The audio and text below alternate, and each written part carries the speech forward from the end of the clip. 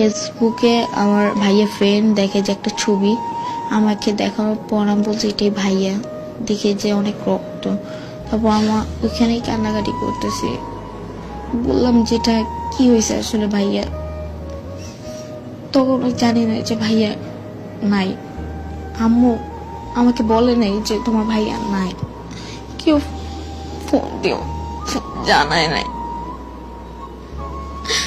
1টা বাজে আমি বাসায় আসি, বাসায় আসার পর দেখেছি গ্যারেজ খোলা, লাইট জ্বালানো।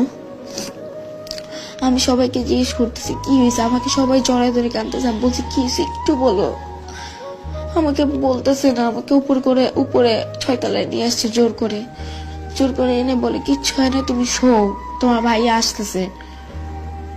প্রায় 30 মিনিটের মধ্যে শুয়ে আছি, হঠাৎ করে দেখি চিৎকার দিয়ে সবাই কাঁদতেছে। বারান্দায় যাওয়ার পর দেখি যে আম্মু সবাই ধরে আছে কাঁদতেছে। আমি নিচে যে দেখি কাপড়ে কাপড় পরে আছে আমার ভাইটা।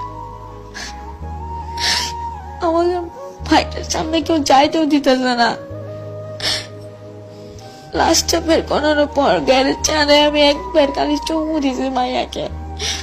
এরপরে ভোরবেলা জানাজার পর নিজের ভাইটাকে দাফন দিয়ে এসছি।